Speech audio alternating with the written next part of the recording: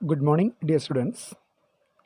എല്ലാവർക്കും fifth semester BA BCom open course ആയിട്ടുള്ള human rights in India ഇവിടെ പുതിയൊരു ക്ലാസ്സിലേക്ക് എല്ലാ വിദ്യാർത്ഥികൾക്കും സ്വാഗതം.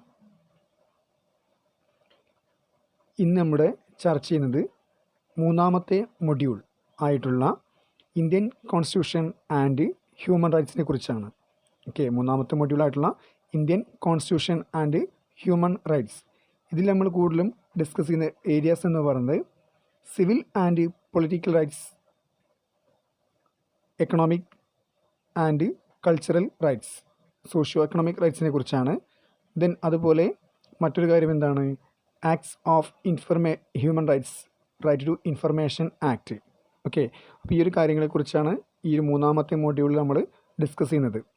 ഇന്ത്യൻ കോൺസ്റ്റിറ്റ്യൂഷൻ, ഹ്യൂമൻ റൈറ്റ്സ്, അതുപോലെ civil political rights, socio economic cultural rights തുടങ്ങിയ കാര്യങ്ങളെക്കുറിച്ചാണ് ഈ ഒരു മൂന്നാമത്തെ മൊഡ്യൂളിൽ നമുക്ക് ചർച്ച ചെയ്യാനുള്ളത്.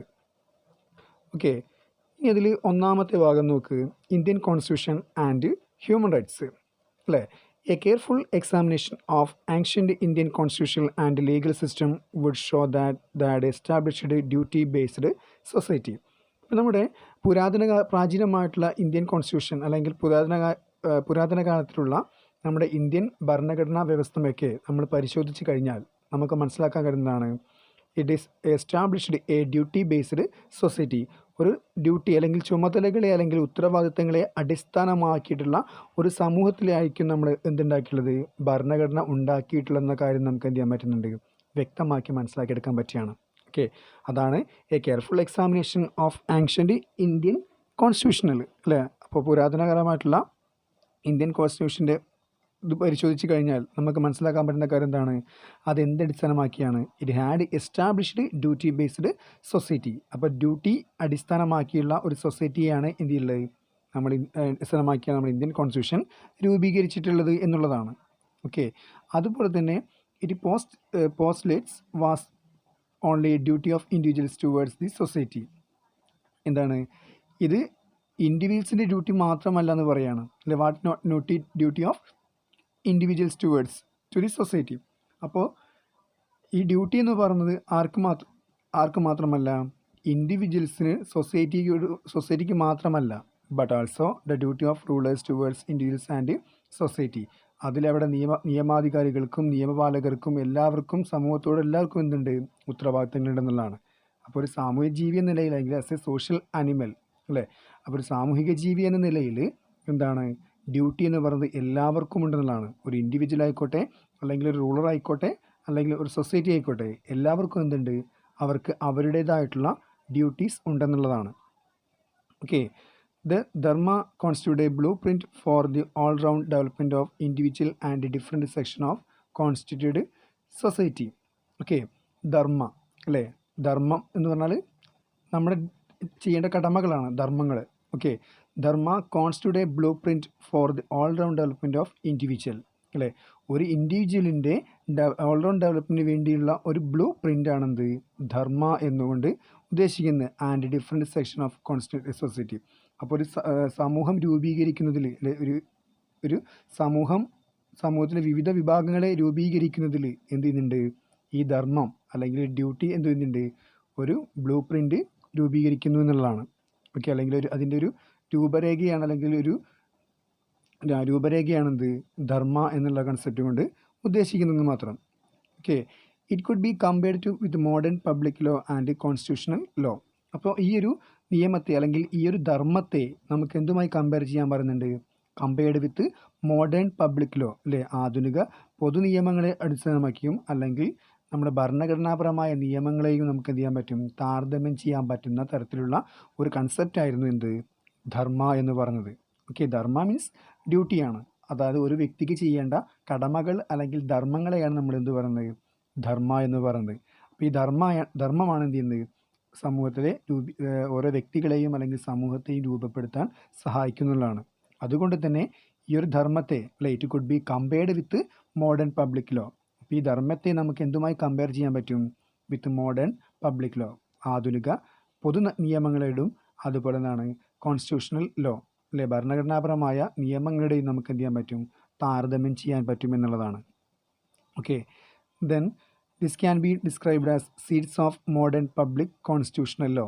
അപ്പോൾ ഈ ഒരു ധർമ്മത്തെ, അല്ലേ, ഈ ധർമ്മ എന്നുള്ള ഈ ഒരു concept this can be described as seed of modern public constitutional law.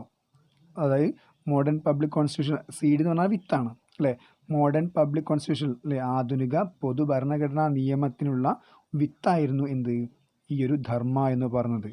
Okay, അപ്പോൾ പബ്ലിക് ലോസിനും അതുപോലെ കോൺസ്റ്റിറ്റ്യൂഷണൽ ലോസിനുമുള്ള ഒരു വിത്തായിരുന്നു എന്ത്, ഈ ധർമ്മ എന്ന് പറയുന്നത്. അപ്പോൾ ഈ ധർമ്മത്തെ അടിസ്ഥാനമാക്കിയാണ് നമ്മൾ ഭരണഘടനാ നിയമങ്ങളും അതുപോലെ മറ്റുള്ള ഓരോ പബ്ലിക് ലോസും എന്ത് ചെയ്തിട്ടുള്ളത്, രൂപീകരിച്ചിട്ടുള്ളതെന്നാണ് ഇതിൻ്റെ ബേസിക്കായിട്ട് പറഞ്ഞത്.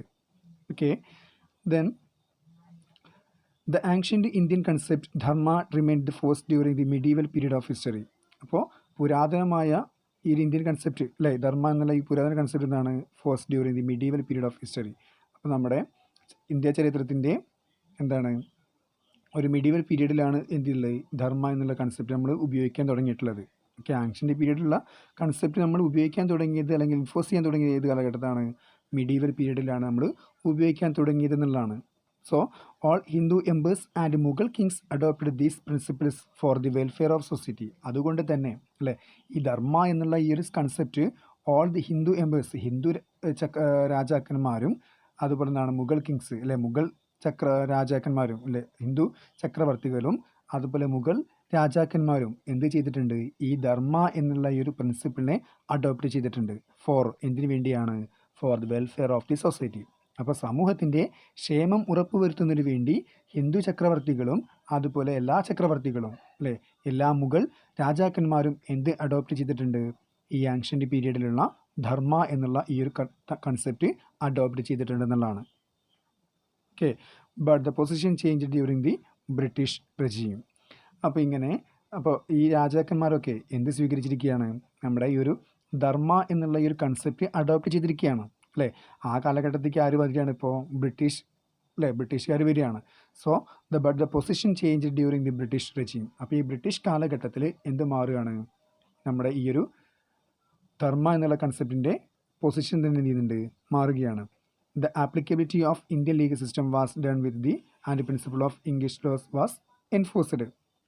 പിന്നെ ഇതിലേക്ക് നമ്മൾ എന്ത് കൊണ്ടുവരാമെന്ന് പറഞ്ഞു, the applicability of Indian legal system was done away with and principle of English law was enforced. അങ്ങനെ ബ്രിട്ടീഷുകാർ വരികയും ബ്രിട്ടീഷുകാർ അവരുടെ നിയമങ്ങൾ, ഇംഗ്ലീഷ് നിയമങ്ങൾ എന്ത് ചെയ്തു, നടപ്പിലാക്കുകയും ചെയ്യുന്നതിൻ്റെ ഫലമായിട്ട് അതിലാണ് നമ്മൾ എന്ത് കൊണ്ടുവന്നിട്ടുള്ളത്, ഇന്ത്യൻ ലീഗൽ സിസ്റ്റം കൊണ്ടുവന്നിട്ടുള്ളത്, നിയമങ്ങൾ അതിൻ്റെ അടിസ്ഥാനത്തിലാണ് നിയമങ്ങൾ എന്തുള്ളത് വന്നിട്ടുള്ളത് എന്നുള്ളതാണ്.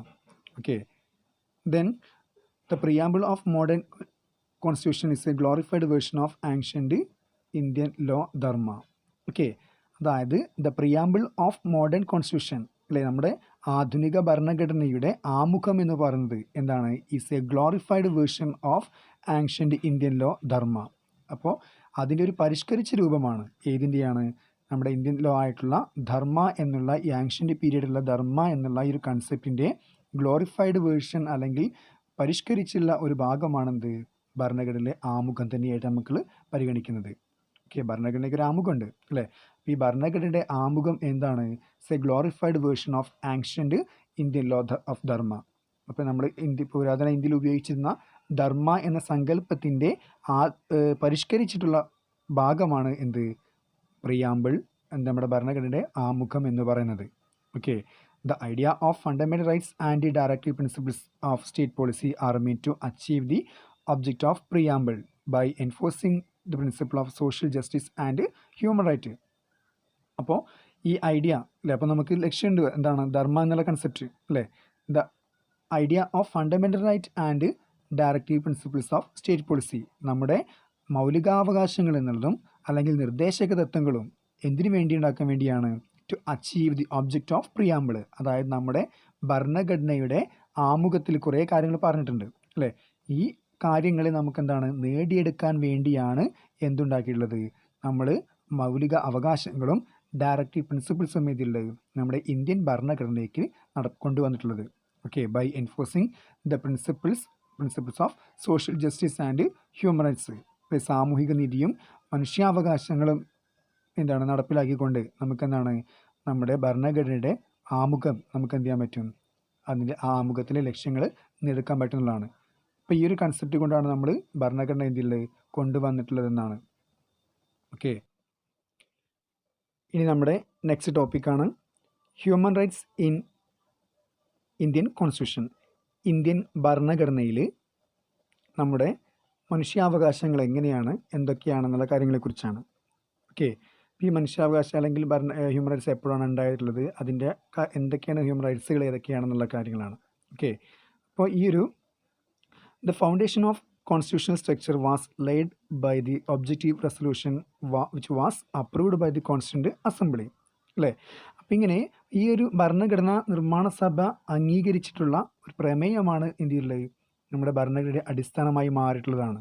Okay, the foundation of constitution structure, ഭരണഘടനയുടെ സ്ട്രക്ചർ എന്ന് പറയുന്നത് അല്ലെങ്കിൽ ഘടന എന്ന് പറയുന്നത് എന്താണ്, was laid by the objective of resolution was approved by the constituent assembly. അപ്പോൾ ഭരണഘടനാ നിർമ്മാണ സഭയുടെ അംഗീകരിച്ച ഒരു പ്രമേയമാണ് എന്ത്, നമ്മുടെ ഭരണഘടനയുടെ അടിത്തറ എന്നുകൊണ്ട് അല്ലെങ്കിൽ അടിസ്ഥാനമായിട്ട് പറയുന്നത്.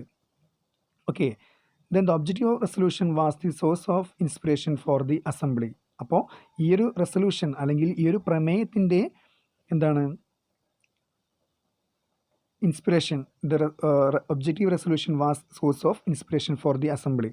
അപ്പോൾ ഈ റെസൊല്യൂഷൻ്റെ ഒബ്ജക്റ്റീവാണ് എന്ത് കാരണമായത്, ഈ നമ്മുടെ അസംബ്ലിക്ക് അല്ലെങ്കിൽ ഈ ഒരു ഭരണഘടനാ നിർമ്മാണ സഭയുടെ ഉദ്ദേശത്തിന് എന്നുള്ള കാരണമായതെന്നുള്ളതാണ്. ഓക്കെ, സഭയുടെ പ്രവർത്തനത്തിന് പ്രചോദനമായത് അല്ലെങ്കിൽ ഈ ഒരു അസംബ്ലിയുടെ പ്രവർത്തനങ്ങൾക്ക് ഇൻസ്പയർ ചെയ്തത് എന്താണ്, ആ പ്രമേയത്തിലുള്ള ഒബ്ജക്റ്റീവ്സ് ആണ് അല്ലെങ്കിൽ അതിൻ്റെ ലക്ഷ്യങ്ങളെക്കുറിച്ചാണ് അതിൽ പറയുന്നത്.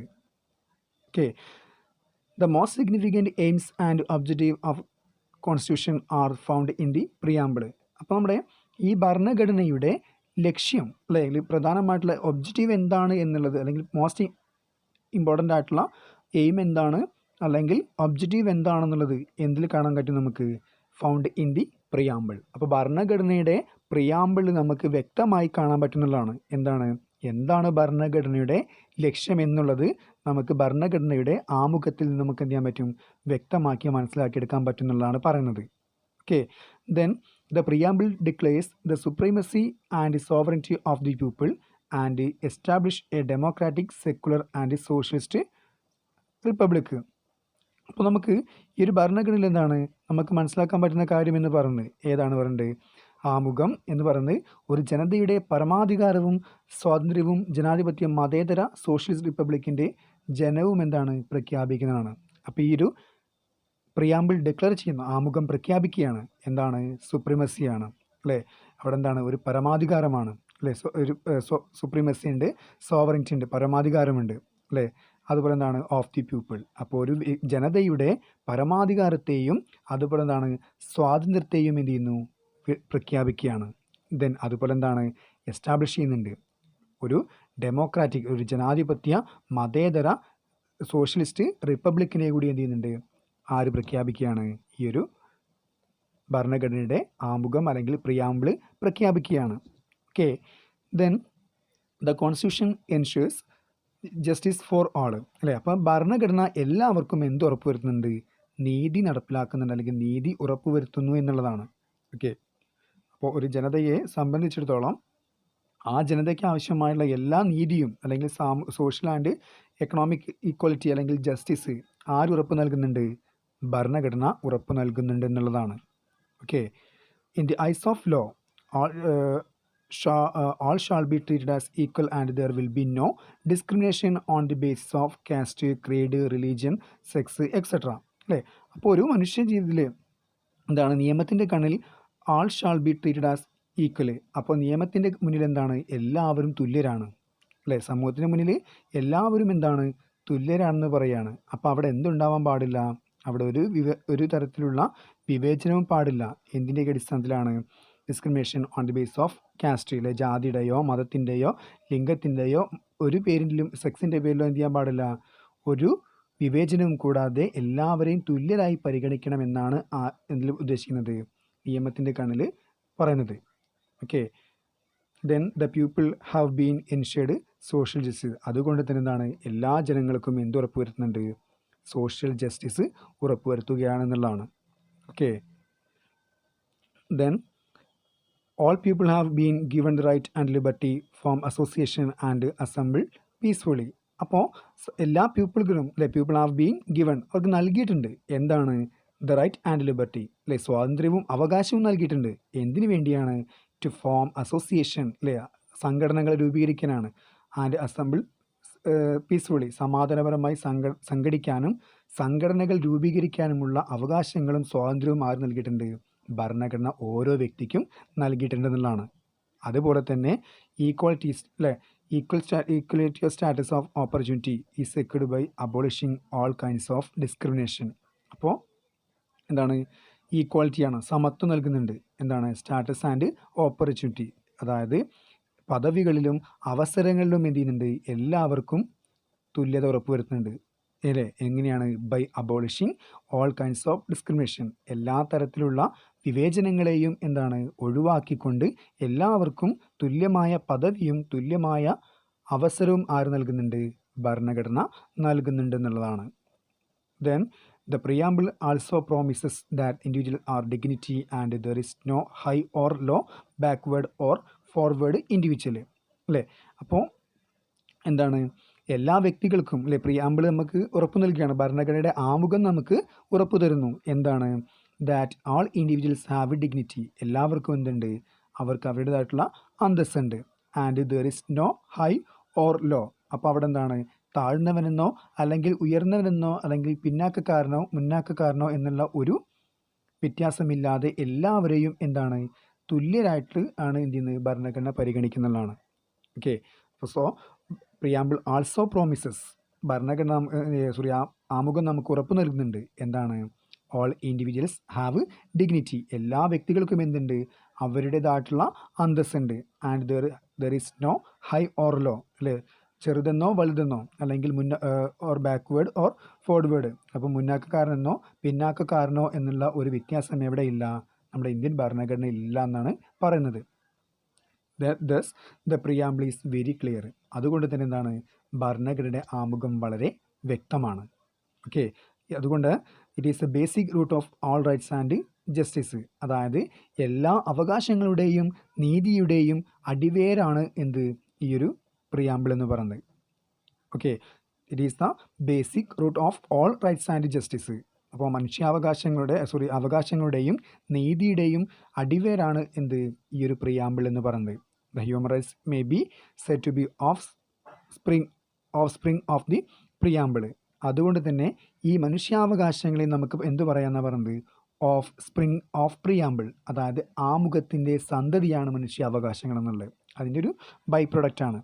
Okay, then the Indian constitution contains elaborate list of fundamental rights. അപ്പോൾ നമുക്ക് മനുഷ്യാവകാശങ്ങൾ ധാരാളം നൽകിയിട്ടുണ്ട് അല്ലേ. ഭരണഘടന ഓരോ വ്യക്തിക്കും അനുവദിച്ചിട്ടുള്ള ധാരാളം മനുഷ്യാവകാശങ്ങളുണ്ട്. അപ്പോൾ ഈ അവകാശങ്ങളാണ് നമുക്കിനി എടുക്കാനുള്ളത്. ഓക്കെ, നമ്മൾ ഭരണഘടന ഓരോ വ്യക്തിക്കും എന്ത് നൽകിയിട്ടുണ്ട് ധാരാളം അവകാശങ്ങൾ അല്ലെ അല്ലെങ്കിൽ മൗലിക അവകാശങ്ങൾ നൽകിയിട്ടുണ്ട്. അപ്പോൾ അതിൽ ഓരോ മൗലിക അവകാശങ്ങൾ ഏതൊക്കെയാണ്, അതിൻ്റെ പ്രാധാന്യം ഏതൊക്കെയാണ് നമ്മളിനി ഡിസ്കസ് ചെയ്യുന്നത്. ഓക്കെ, ഫണ്ടമെൻ്റൽ റൈറ്റ്സ് ഇൻ ഇന്ത്യയിലെ മൗലിക അവകാശങ്ങൾ. ദെൻ ഒന്നാമത്തെ അവകാശം right to equality. What do you mean by equality അല്ലേ, ഈക്വലാണ്, സമൂഹത്തിൽ എല്ലാവരും എന്താണ് തുല്യരായി നിൽക്കുന്ന അവസ്ഥയാണ് റൈറ്റ് ടു ഈക്വാലിറ്റി എന്ന് പറയുന്നത്. അപ്പോൾ നമുക്ക് സമത്വത്തിനുള്ള അവകാശം, ഒന്നാമത്തെ അവകാശം എന്ന് പറയുന്നത് റൈറ്റ് ടു ഈക്വാലിറ്റി, സമത്വത്തിനുള്ള അല്ലെങ്കിൽ തുല്യതയ്ക്കുള്ള അവകാശം എന്ന് പറയാം. ഓക്കെ, അപ്പോൾ ഇവിടെ article 14 declares that the state shall not deny to any person equality before law എന്നാണ് പറയുന്നത്. അപ്പോൾ ഈ ഒരു 14-ാം വകുപ്പിൽ പറയുന്നതാണ് നമുക്ക് state shall not deny to any person equality before law, നിയമത്തിന് മുന്നിൽ എല്ലാവരും എന്താണ് തുല്യരാണെന്നുള്ളതാണ്. ഓക്കെ, അപ്പോൾ ആർട്ടിക്കിൾ 14 പ്രകാരം എന്താ പറയുന്നത്, അത് ഈക്വാലിറ്റി ബിഫോർ ലോ, എല്ലാവരും എന്തായിരിക്കണം സ്റ്റേറ്റിൽ ഏതൊരു പേഴ്സണും എന്താണ് ഈക്വാലിറ്റി ബിഫോർ ലോ, നിയമത്തിന് മുന്നിൽ ഈക്വലാണ്, or equal protection law within the territory India. അപ്പോൾ ഇന്ത്യയിൽ അകത്തുള്ള ഇന്ത്യക്ക് ഭൂപരിധിയിലുള്ള എല്ലാ ആൾക്കാർക്കും എന്താണ് നിയമത്തിന് മുന്നിൽ തുല്യത നൽകുന്നതിനാണ് ആർട്ടിക്കിൾ 14 പറയുന്നത്. ഓക്കെ, അതുപോലെ തന്നെ ദിസ് ഗ്യാരണ്ടീസ് ഫണ്ടമെൻ്റൽ റൈറ്റ്സ് അല്ലേ. ഇതെന്ത് നമുക്ക് എന്താണ് ഈ സമത്വം എല്ലാവർക്കും എന്ത് നൽകുന്നുണ്ട്, മൗലിക അവകാശങ്ങൾ ഉറപ്പ് നൽകുന്നുണ്ട്. Right to equality prohibits the discrimination on grounds of religion, race, caste, sex or place of birth between citizens. അപ്പോൾ ഈ ഒരു റൈറ്റ് ടു ഈക്വാലിറ്റി എന്ത് നിരോധിക്കുകയാണ്, പ്രോഹിബിറ്റ്സ് ഡിസ്ക്രിമിനേഷൻ ഓൺ ഗ്രൗണ്ട്സ് അല്ലേ, എന്താണ് വിവേചനം ഒഴിവാക്കുകയാണ് അല്ലെങ്കിൽ തടസ്സപ്പെടുത്തുകയാണ്. എന്തിനാണ്, ഗ്രൗണ്ട്സ് ഓൺ റിലീജിയൻ അല്ലേ, മതത്തിൻ്റെ പേരിലോ, റേസ് ജാതിയുടെ പേരിലോ, കാസ്റ്റ് ജാതിയുടെ പേരിലോ, മതത്തിൻ്റെ പേരിലോ, അല്ലെങ്കിൽ സെക്സിൻ്റെ പേരിലോ, അല്ലെങ്കിൽ പ്ലേസ് ഓഫ് ബർത്ത് ജനനസ്ഥലത്തിൻ്റെ പേരിലോ എന്ത് ചെയ്യാൻ പാടില്ല, ഒരാളെ വിവേചനം കൂടാതെ എല്ലാവർക്കും തുല്യത വരുത്തുകയാണ് ഇതിലൂടെ ഉദ്ദേശിക്കുന്നത് റൈറ്റ് ടു ഈക്വാലിറ്റിയിൽ പറയുന്നത്. ഇതാണ് ഒന്നാമത്തെ right, right to equality. Then രണ്ടാമത്തെ റൈറ്റ്, റൈറ്റ് ടു ഫ്രീഡം അല്ലെ, സ്വാതന്ത്ര്യത്തിനുള്ള അവകാശമാണ്. അപ്പോൾ ഏതൊരു വ്യക്തിക്കും എന്തുണ്ട്, സ്വാതന്ത്ര്യം ലഭിക്കാനുള്ള അവകാശം ഉണ്ടെന്നുള്ളതാണ്. ഓക്കെ, അപ്പോൾ personality liberty is the most fundamental of fundamental rights. അപ്പോൾ മൗലികാവകാശങ്ങളിൽ ഏറ്റവും മൗലികം എന്ന് പറയുന്നത് ഏതാണ്, ഈ ഒരു പേഴ്സണൽ ലിബർട്ടിയാണ്. ഓക്കെ, അപ്പോൾ ആർട്ടിക്കിൾ 19 to 22 19 മുതൽ 22 വരെയാണ് എന്ത് ചെയ്യുന്നുണ്ട്, നമ്മൾ റൈറ്റ് ടു ഫ്രീഡം ആയിട്ട് കൺസിഡർ ചെയ്യുന്നത്. അപ്പോൾ article 19 of the constitution specifically guarantee to citizen of the 6 basic freedom. അപ്പോൾ ഈ ഒരു ആർട്ടിക്കിൾ 19 പ്രകാരം എന്താണ്, ഏതൊരു വ്യക്തിക്കും 6 ബേസിക് റൈറ്റ്സ് എന്ത് ചെയ്യുന്നുണ്ട്, പ്രൊവൈഡ് ചെയ്യുന്നുണ്ട്. ഏതൊക്കെയാണെന്ന് നോക്കാം. ഒന്നാമത്തത് right to freedom speech and expression അല്ലേ, എന്താണ് സംസാരത്തിനും ആവിഷ്കാരത്തിനുള്ള സ്വാതന്ത്ര്യമാണ്. അപ്പോൾ ഏതൊരു വ്യക്തിക്കും ഭരണഘടന എന്ത് നൽകിയിട്ടുണ്ട്, സംസാരിക്കാനും അതുപോലെ എന്താണ് ആശയപ്രകടനം അല്ലെങ്കിൽ ആവിഷ്കാരം നടത്താനുള്ള സ്വാതന്ത്ര്യം ആർക്ക് നൽകിയിട്ടുണ്ട്, ഓരോ വ്യക്തിക്കും നൽകിയിട്ടുണ്ട്. ദെൻ രണ്ടാമത്തെ right, right to assemble peaceful without arms, അതായത് സംഘം ചേരാനുള്ള, സമാധാനപരമായിട്ട് സംഘടിക്കാനും സംഘം ചേരാനുമുള്ള സ്വാതന്ത്ര്യമാണ്. ഓക്കെ, ദെൻ മൂന്നാമത്തെ റൈറ്റ് എന്ന് പറയുന്നത് റൈറ്റ് ടു ഫോം അസോസിയേഷൻ, സംഘടനകൾ രൂപീകരിക്കാനാണ്, യൂണിയൻ രൂപീകരിക്കാൻ. ഓക്കെ, അപ്പോൾ ഏതൊരു വ്യക്തിക്കും എന്താണ് സംഘടനകൾ, മതപരമായ സംഘടനകളോ അല്ലെങ്കിൽ രാഷ്ട്രീയപരമായിട്ടുള്ള സംഘടനകളോ രൂപീകരിക്കാനുള്ള അവകാശം ആര് നൽകിയിട്ടുണ്ട്, ഭരണഘടന നൽകിയിട്ടുണ്ട്. Then right to move freely throughout territory of India അല്ലേ, റൈറ്റ് ടു മൂവ് ആണ്, സഞ്ചരിക്കാനുള്ള സ്വാതന്ത്ര്യമാണ്. എങ്ങനെയാണ്, freely throughout the territory of India. അപ്പോൾ ഇന്ത്യയിലുടനീളം സ്വതന്ത്രമായി സഞ്ചരിക്കാനുള്ള അവകാശം ആർക്ക് നൽകിയിട്ടുണ്ട്, ഇന്ത്യൻ ഭരണഘടന ഓരോ വ്യക്തിക്കും നൽകിയിട്ടുണ്ടെന്നുള്ളതാണ്. ദെൻ അതുപോലെ ഇതാണ് right to reside and settle any part of territory of India. അപ്പോൾ ഇന്ത്യയുടെ ഏത് ഭാഗത്തും സെറ്റിൽ ചെയ്യാൻ അല്ലെങ്കിൽ താമസിക്കാനുള്ള സ്വാതന്ത്ര്യം ആർക്ക് നൽകിയിട്ടുണ്ട്, ഒരു വ്യക്തിക്ക് ഭരണഘടന നൽകിയിട്ടുണ്ട്. ദെൻ അതുപോലെ right to practice of any profession or occupation or trade or business. അപ്പോൾ ഏതെങ്കിലും ഒരു എല്ലാ വ്യക്തികൾക്കും എന്താണ്, ഏതെങ്കിലും ഒരു പ്രൊഫഷൻ പ്രാക്ടീസ് ചെയ്യാനോ അല്ലെങ്കിൽ ഒക്കുപ്പേഷൻ ചെയ്യാനോ ട്രേഡോ ബിസിനസ്സോ നടത്താനുള്ള അവകാശവും അല്ലെങ്കിൽ ഫ്രീഡവും ആര് നൽകിയിട്ടുണ്ട്, ഭരണഘടന നൽകിയിട്ടുണ്ട്. അപ്പോൾ ഇത്ര 6 ഫ്രീഡംസാണ് നമ്മൾ ഭരണഘടന നൽകിയിട്ടുള്ളത്. ബേസിക് ആയിട്ടുള്ള 6 ഫ്രീഡംസ്. ഒന്ന് right to freedom of speech, right to assemble peacefully, the right form association, right to move freely throughout the India, then right to reside and settle in part of India, then അതുപോലെ right to practice of any profession or occupation trade or business. Then next മൂന്നാമത്തെ right against exploitation അല്ലേ, ചൂഷണത്തിന് എതിരായിട്ടുള്ള അവകാശമാണ്. അപ്പോൾ ഭരണഘടന നൽകിയിട്ടുള്ള മൂന്നാമത്തെ അവകാശം എന്ന് പറയുന്നത്, ഫണ്ടമെൻ്റൽ റൈറ്റ്സ് എന്ന് പറയുന്നത് റൈറ്റ് എഗെയിൻസ്റ്റ് എക്സ്പ്ലോയിറ്റേഷൻ, ചൂഷണത്തിനെതിരായിട്ടുള്ള അവകാശമാണ്. ഓക്കെ, അപ്പോൾ ആർട്ടിക്കിൾ 23 and 24 ഭരണഘടനയുടെ 23-ാം വകുപ്പും 24-ാം വകുപ്പും എന്തിനെതിരെയാണ്, റൈറ്റ് എഗെയിൻസ്റ്റ് എക്സ്പ്ലോയിറ്റേഷനാണ്. അപ്പോൾ അവകാശങ്ങൾക്കെതിരെ ചൂഷണങ്ങൾക്കെതിരെയുള്ള അവകാശമാണ് ആർട്ടിക്കിൾ 23-ഉം 24-ഉം ഉൾപ്പെടുന്നത്. അപ്പോൾ അതിൽ article 23 prohibits traffic in human beings, forced labor, exploitation through traffic in human beings, forced labor and employment of children in factories. ഈ ആർട്ടിക്കിൾ പ്രകാരം എന്താണ്, ഇന്ത്യൻ ഭരണഘടന അടിമത്തവും അടിമവേലയും അതുപോലെ എന്താണ് കുട്ടികളെ ഫോഴ്സിൽ നിർബന്ധിതമായി പണിയെടുപ്പിക്കുകയും അതുപോലെ മനുഷ്യത്വപരമില്ലാതെ എന്താണ് ജോലി ചെയ്യിക്കുകയും കുട്ടികളെ ഫാക്ടറികളിൽ ജോലി ചെയ്യിക്കുന്നതൊക്കെ എന്ത് ചെയ്യുന്നുണ്ട് കൃത്യമായിട്ട് നിരോധിച്ചിട്ടുണ്ടെന്നുള്ളതാണ്. ഓക്കെ, അപ്പോൾ ആർട്ടിക്കിൾ 23 പ്രകാരം എന്താണ് ധാരാളം മനുഷ്യത്വപരമില്ലാത്ത പ്രവർത്തനങ്ങൾ അല്ലേ, മനുഷ്യ കച്ചവടങ്ങൾ, അതുപോലെ അടിമത്തം, അടിമവേല, അതുപോലെയുള്ള നിർബന്ധിതമായിട്ടുള്ള ജോലി ചെയ്യിപ്പിക്കുക, കുട്ടികളെ കൊണ്ട് ഫാക്ടറിയിൽ ജോലി ചെയ്യിപ്പിക്കുക. അപ്പോൾ ഇങ്ങനെയുള്ള കുറേ കാര്യങ്ങൾ എന്ത് ചെയ്തിട്ടുണ്ട് ഭരണഘടനയുടെ പാർട്ട് 3 ആർട്ടിക്കിൾ 23 പ്രകാരം എന്ത് ചെയ്യുന്നുണ്ട് നിരോധിച്ചിട്ടുണ്ടെന്നുള്ളതാണ്. ദെൻ അതുപോലെ article 24 especially prohibits the employment of children below the age of 18 in factories or mines or any other hazardous job. അപ്പോൾ ആർട്ടിക്കിൾ 24 പ്രകാരം എന്ത് ചെയ്തിട്ടുണ്ട് സ്പെസിഫിക്കലി പ്രോഹിബിറ്റ്സ് അല്ലേ, അത് നിരോധിച്ചിട്ടുണ്ട്. എന്താണ് ദ എംപ്ലോയ്മെൻറ്റ് ഓഫ് ചിൽഡ്രൻ, കുട്ടികളെ പണിയെടുപ്പിക്കുന്നതാണ്. എവിടെയാണ് അല്ലെങ്കിൽ എങ്ങനെയാണ് ബിലോ ദി ഏജ് ഓഫ് 14 വയസ്സിന് താഴെയുള്ള ഓരോ അല്ലെങ്കിൽ കുട്ടികളെ ഫാക്ടറികളിലോ അല്ലെങ്കിൽ ഖനികളിലോ അല്ലെങ്കിൽ മറ്റേതെങ്കിലും അപകടം പിടിച്ച ജോലികളോ ചെയ്യിക്കുന്നത് എന്താണ് ഭരണഘടനയുടെ 24 വകുപ്പ് പ്രകാരം അത് നിരോധിച്ചിട്ടുള്ളതാണ്. ഓക്കെ, ഇനി ഫണ്ടമെൻ്റൽ റൈറ്റ്സിൽ 4ാമത്തത് the right to freedom of religion. Okay, മതസ്വാതന്ത്ര്യത്തിനുള്ള അവകാശം. അപ്പോൾ ഏതൊരു വ്യക്തിക്കും ഇഷ്ടമുള്ള മതം സ്വീകരിക്കാനും അത് പ്രചരിക്കാനുമുള്ള അവകാശവും സ്വാതന്ത്ര്യവും ആര് നൽകിയിട്ടുണ്ട് ഭരണഘടന നൽകിയിട്ടുണ്ട്. Okay, the preamble of our constitution declare India as a secular state അല്ലേ, നമ്മുടെ ഭരണഘടന എന്ത് അംഗീകരിച്ചിട്ടുണ്ട് നമ്മളൊരു മതേതര രാജ്യമാണെന്നുള്ളത് ഡിക്ലെയർ ചെയ്തിട്ടുണ്ട്. അപ്പോൾ നമ്മൾ ഒരു മതത്തിനും എന്ത് ചെയ്യുന്നില്ല പ്രാധാന്യം കൊടുക്കുന്നില്ല. ഹിന്ദുസിനോ അല്ലെങ്കിൽ മുസ്ലിംസിനോ അല്ലെങ്കിൽ സിഖിനോ ജ്യൂസിനോ അങ്ങനെയുള്ള ഒരു മതങ്ങൾക്കും നമ്മൾ പ്രത്യേകമായ പരിഗണന ചെയ്യുന്നില്ല കൊടുക്കുന്നില്ല.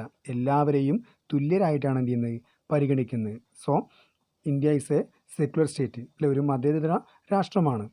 Then it's a paradox world over the almost every religion stands for principles of universal brotherhood of man. Religion has been constant force of conflict in human history. അപ്പോൾ ഈ ഒരു വിരോധാഭാസം എന്ന് പറയുന്നത് അല്ലേ, എല്ലാ രാജ്യത്തും എന്താണ് വ്യത്യസ്തമായ മതങ്ങളും അല്ലെങ്കിൽ വ്യത്യസ്തമായ കാര്യങ്ങളൊക്കെ എന്ത് ചെയ്യുന്നുണ്ട് അഡോപ്റ്റ് ചെയ്ത് വെക്കുന്നൊരു സംഭവമാണ്. അപ്പോൾ ഈ ഒരു സാർവത്രികമായിട്ടുള്ള ഈ ഒരു സാഹോദര്യം അല്ലെ, മനുഷ്യൻ്റെ ഈ ഒരു സാഹോദര്യം എന്താണ് പലതും എന്ത് സംഭവിക്കുന്നുണ്ട് കോൺഫ്ലിക്റ്റുകൾ ഉണ്ടാക്കുക എന്നുള്ളതാണ്. അപ്പോൾ പല ജാതിയുടെ പേരിലും പലത്തിൻ്റെ മതത്തിൻ്റെ പേരിലും എന്താണ് പല പ്രശ്നങ്ങളുണ്ടാകുമ്പോൾ അതിൽ നിന്നും തികച്ചും വ്യത്യസ്തമായിട്ട് എന്താണ് ഇന്ത്യൻ ഭരണഘടന എല്ലാവർക്കും എന്താണ് തുല്യമായിട്ടുള്ള ഇഷ്ടമുള്ള മതം സ്വീകരിക്കാനും അതുപോലെ അത് പ്രചരിക്കാനുമുള്ള സ്വാതന്ത്ര്യം ആര് നൽകിയിട്ടുണ്ട് ഭരണഘടന നൽകിയിട്ടുണ്ട് എന്നുള്ളതാണ്. അതുപോലെ India has been most unfortunate. അപ്പോൾ അതിലെന്താണ് ഇന്ത്യ വളരെ അൺഫോർച്ചുനേറ്റ് ആണെന്ന് പറയുന്നു. Okay, therefore the fathers of our constitution choose provide freedom of religions to all citizen. അപ്പോൾ ഈ ഒരു കാര്യം കൊണ്ട് നമ്മൾ പറഞ്ഞു ഈ മതത്തിൻ്റെ പേരെന്താണ് ധാരാളം പ്രശ്നങ്ങളും തർക്കങ്ങളൊക്കെ ഉണ്ടാവാറുണ്ട് അല്ലേ. അപ്പോൾ ആ ഒരു ആശയത്തെ മുൻനിർത്തിക്കൊണ്ട് therefore the fathers of our constitution അല്ലേ, ഭരണഘടനയുടെ പിതാക്കന്മാർ എന്ത് ചെയ്തിട്ടുണ്ട് choose to provide freedom of religion to all citizen. അപ്പോൾ നമ്മുടെ ഇന്ത്യയിലുള്ള എല്ലാ ജനങ്ങൾക്കും എന്ത് ചെയ്തു ഒരു ഫ്രീഡം കൊടുത്തിട്ടുണ്ട്. എന്താണ് ഫ്രീഡം ഓഫ് റിലീജിയൻ അല്ലെ, മത സ്വാതന്ത്ര്യത്തിനുള്ള അവകാശം നൽകിയിട്ടുണ്ട്. അതാണ് right to freedom of religion എന്നുകൊണ്ട് ഉദ്ദേശിക്കുന്നത്. ഇനി 5ാമത്തെ റൈറ്റ് എന്ന് പറയുന്നത് കൾച്ചറൽ ആൻഡ് എഡ്യൂക്കേഷണൽ റൈറ്റ്, സാംസ്കാരികവും വിദ്യാഭ്യാസപരവുമായ അവകാശങ്ങൾ.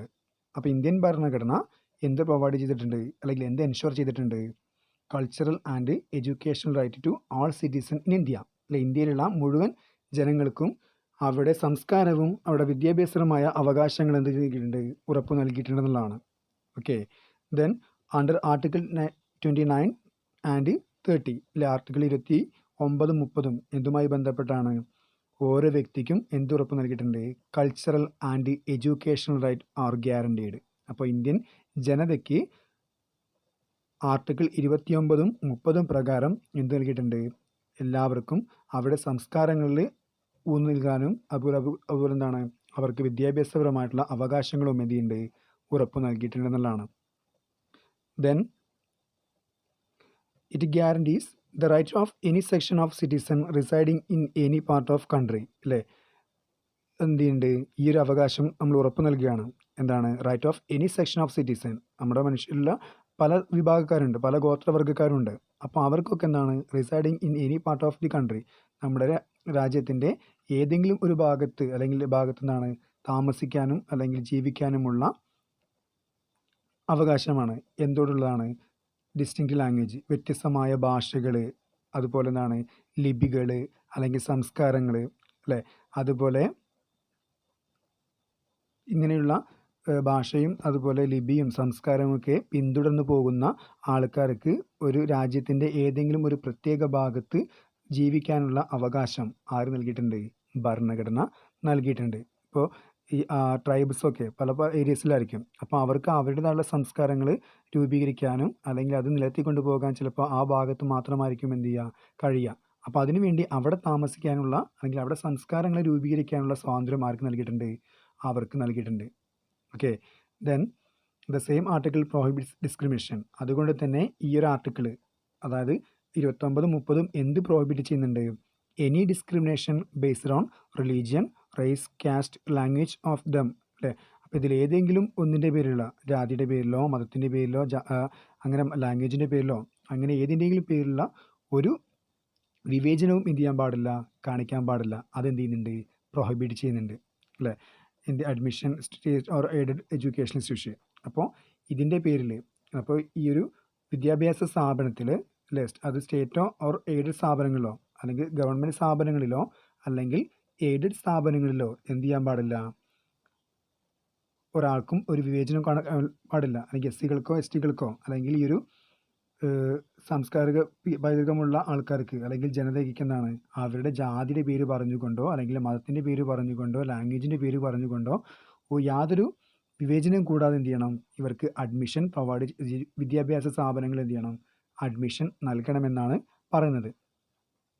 ദെൻ അതുപോലെ എന്താണ് article 30 provides that all minorities whether based on religion or language shall have right to establish and administer education institution for their choice. ഇനി ഈ ഒരു ആർട്ടിക്കിൾ 30 പ്രകാരം എന്താണ് പറയുന്നത്? ഈ ഒരു ന്യൂനപക്ഷ വിഭാഗങ്ങൾക്ക്, all minorities whether based on religion or language, അല്ലെങ്കിൽ ജാതിയുടെയോ അല്ലെങ്കിൽ ഭാഷയുടെയോ അടിസ്ഥാനത്തിലുള്ള ന്യൂനപക്ഷ വിഭാഗങ്ങൾക്ക് എന്ത് ചെയ്യാൻ പറ്റും? Shall have the right to establish, അല്ലേ, എസ്റ്റാബ്ലിഷ് ചെയ്യാൻ റൈറ്റ് ഉണ്ട്. ആൻഡ് അഡ്മിനിസ്റ്റർ എന്താണ്? An education institution. അപ്പോൾ ഒരു മൈനോറിറ്റി വിഭാഗങ്ങളല്ല, ന്യൂനപക്ഷ വിഭാഗങ്ങളുള്ള ആൾക്കാർക്ക് എന്താണ് അവരുടെ ആവശ്യം അല്ലെങ്കിൽ അവരുടെ താല്പര്യപ്രകാരമുള്ള വിദ്യാഭ്യാസ സ്ഥാപനങ്ങൾ രൂപീകരിക്കാനുള്ള അവകാശം ആര് നൽകിയിട്ടുണ്ട്? ഭരണഘടന ആർട്ടിക്കിൾ 30 പ്രകാരം നൽകിയിട്ടുണ്ടെന്നുള്ളതാണ്. ഇതാണ് കൾച്ചറൽ ആൻഡ് എഡ്യൂക്കേഷണൽ റൈറ്റ്. ഇനി അടുത്ത റൈറ്റായിട്ട് പറയുന്നത് 6ാമത്തെ റൈറ്റ് ടു കോൺസ്റ്റിറ്റ്യൂഷണൽ റെമഡീസ്, ഭരണഘടനാപരമായ പരിഹാരങ്ങൾക്കുള്ള അവകാശമാണ്. നമുക്ക് കുറേ അവകാശങ്ങളുണ്ട്, അല്ലേ? അപ്പോൾ ഈ ഒരു അവകാശങ്ങളൊക്കെ നമുക്ക് കിട്ടണം, ലഭിക്കേണ്ടതുണ്ട്. അപ്പോൾ ഇങ്ങനെ പരിഹാരങ്ങൾക്കുള്ള അവകാശമാണ് നൽകിയിട്ടുള്ളത്. Okay, the declaration of fundamental rights become meaningless unless the backed with effective machinery for enforcement of rights. അപ്പോൾ ഈ ഭരണഘടന നമ്മൾ എന്താണ് പ്രഖ്യാപിച്ച് അല്ലെങ്കിൽ മൗലികാവകാശങ്ങൾ നമ്മൾ പ്രഖ്യാപിച്ചപ്പോൾ അതിനർത്ഥമില്ലാതെ പോകുന്നത് എങ്ങനെയാണ്? അത് നടപ്പിലാക്കാൻ കഴിയുമ്പോഴാണ്. ഓക്കെ, അപ്പോൾ ഈ മൗലികാവകാശങ്ങൾ ഓരോ വ്യക്തികൾക്കും നമ്മൾ നൽകിയിട്ടുണ്ട്. അത് നടപ്പിലാക്കാൻ കഴിഞ്ഞിട്ടില്ലെങ്കിൽ അതെന്താണ്? അതതിൻ്റെ ഇനെഫിഷ്യൻസിയാണ്, അല്ലെങ്കിൽ അർത്ഥമില്ലാതെ പോവുകയാണ്, അല്ലെ, മീനിങ്ലെസ് ആയി പോവുകയാണ്. അപ്പോൾ അത് നടപ്പിലാക്കാൻ നമ്മൾ കൊണ്ടുവന്നുള്ള ഒരു വകുപ്പാണ് അല്ലെങ്കിൽ ഇതാണ് റൈറ്റ് ടു കോൺസ്റ്റിറ്റ്യൂഷണൽ റെമഡീസ് എന്ന് പറയുന്നത്. Then our constitution not only guarantees certain fundamental rights, മൗലികാവകാശങ്ങൾ മാത്രം ഉറപ്പ് നൽകുകയല്ല, പിന്നെന്താണ്? But article 32 also guarantees right to move highest court in the land for enforcement of fundamental rights. അപ്പോൾ നമുക്ക് ഈ ആർട്ടിക്കിൾ 32 പ്രകാരം എന്താണ് ഈ അവകാശങ്ങൾ നമുക്ക് നേടിയെടുക്കാൻ വേണ്ടി എന്താണ് ഹയസ്റ്റ് കോർട്ട് വരെ പോകാൻ അല്ലെങ്കിൽ സുപ്രീം കോടതി വരെ പോകാനുള്ള ഒരവകാശമാണ് ആര് നൽകിയിട്ടുള്ളത്? ഭരണഘടന നൽകിയിട്ടുള്ളത്. അപ്പോൾ ഒരു അവകാശം ലംഘിക്കപ്പെട്ട് കഴിഞ്ഞാൽ ആ അവകാശം നേടിയെടുക്കാൻ വേണ്ടി ഏറ്റവും ഹൈ കോർട്ടായിട്ടുള്ള അല്ലെങ്കിൽ ഇന്ത്യയിലെ പരമോന്നത നീതിപീഠമായിട്ടുള്ള ഈ ഒരു സുപ്രീം കോടതി വരെ നമുക്ക് എന്താണ് അത് നേടിയെടുക്കാൻ പോകാനുള്ള അവകാശം ആര് നൽകിയിട്ടുണ്ട്? ഭരണഘടന നൽകിയിട്ടുണ്ട്. ദെൻ സുപ്രീം കോടതി മേ ഇഷ്യൂ റിട്സ്. അപ്പോൾ അതിനു വേണ്ടി എന്താണ് സുപ്രീം കോടതി എന്ത് ചെയ്യും? റിട്ടുകൾ ഇഷ്യൂ ചെയ്യും, അല്ലേ? ഏതെങ്കിലും ഒരു വ്യക്തിയുടെ മനുഷ്യാവകാശം ലംഘിക്കപ്പെട്ട് കഴിഞ്ഞിട്ടുണ്ടെങ്കിൽ അത് നേടിയെടുക്കാൻ ആവശ്യമായിട്ടുള്ള റിട്ടുകൾ ആര് പ്രൊവൈഡ് ചെയ്യുന്നുണ്ട്? സുപ്രീം കോർട്ട് പ്രൊവൈഡ് ചെയ്യുന്നുണ്ടെന്നുള്ളതാണ്. Then doctor Ambedkar described as remedies as heart and soul of the constitution. അപ്പോൾ ഈ ഒരു കൺസെപ്റ്റിനെ നമ്മുടെ അംബേദ്കർ എന്ത് പറയുകയാണ്? ഡോക്ടർ അംബേദ്കർ ഡിസ്ക്രൈബ്ഡ് ആസ്, അതായത് ഈ ഒരു ഭരണഘടനാപരമായ ഈ പരിഹാരങ്ങൾക്കുള്ള ഈ അവകാശത്തെ അല്ലെങ്കിൽ ആർട്ടിക്കിൾ 32നെ എന്താണ് പറയുന്നത്? Heart and soul of the constitution എന്നാണ് പറയുന്നത്. അപ്പോൾ ഭരണഘടനയുടെ ഹൃദയവും ആത്മാവും എന്നാണ് ആരും ഇതിനെ വിശേഷിപ്പിച്ചുള്ളത്? ആർട്ടിക്കിൾ 32നെ ഡോക്ടർ അംബേദ്കർ വിശേഷിപ്പിച്ചിട്ടുള്ളതെന്നാണ് പറയുന്നത്. ഇതാണ് right to constitutional remedies. Then ഇനി ഇതിൽ ലാസ്റ്റ് റൈറ്റ് എന്ന് പറയുന്നത് റൈറ്റ് ടു പ്രോപ്പർട്ടിയാണ്. സ്വത്തവകാശം കേട്ടിട്ടുണ്ടായിരിക്കും. എന്നാൽ ഇപ്പോൾ സ്വത്തവകാശം എന്തല്ല, ഒരു മൗലികാവകാശമല്ല. Then the right to private property is no longer the fundamental right. ഇപ്പോൾ നമ്മൾ ഈ ഒരു എന്താണ് സ്വത്തവകാശം എന്ന് പറയുന്നത് ഒരു ഫണ്ടമെൻ്റൽ റൈറ്റ് അല്ല. അത് നമ്മൾ ഒരു ഭരണഘടനാ ഭേദഗതി പ്രകാരം എന്ത് ചെയ്തിട്ടുണ്ട്? മാറ്റിയിട്ട് അത് സ്വത്തവകാശം എന്താക്കി മാറ്റിയിട്ടുണ്ട്? ഒരു നിയമാവകാശമാക്കി മാറ്റിയിട്ടുണ്ട്. So the right to private property is not like a fundamental right. The hour is still a constitutional right. അതിപ്പോൾ എന്ത് മാത്രമാണ്? ഒരു ഭരണഘടനാപരമായ അവകാശം മാത്രമാണ്. അതൊരു ഫണ്ടമെൻ്റൽ റൈറ്റ് അല്ല, അതൊരു കോൺസ്റ്റിറ്റ്യൂഷണൽ റൈറ്റ് ആണ്. Okay, it is now provide under article 300A. ഇപ്പോൾ ഇതാണ് ആർട്ടിക്കിൾ 300A എന്ന വകുപ്പിലാണ് ഇപ്പോൾ എന്ത് കിടക്കുന്നത്? റൈറ്റ് ടു പ്രോപ്പർട്ടി കിടക്കുന്നത്. ഓക്കെ, അപ്പോൾ ഇത്രയാണ് മനുഷ്യാവകാശങ്ങളെ ഇൻ ഇന്ത്യ, അല്ലെങ്കിൽ ഇന്ത്യയിലെ മനുഷ്യാവകാശങ്ങൾ. അപ്പോൾ 6 അവകാശങ്ങളാണ് നൽകിയിട്ടുള്ളത്. ഏതൊക്കെയായിരുന്നു? ഒന്ന് right to equality, right to freedom, then right against exploitation, then right to freedom of religion, then cultural and educational right, then right to remedy constitutional remedies, then അതുപോലെ എന്താണ് റൈറ്റ് ടു പ്രോപ്പർട്ടി. ഓക്കെ, ഇതോടുകൂടി നമ്മൾ ഇന്നത്തെ class clear ചെയ്യാണ്. എല്ലാവർക്കും thank you.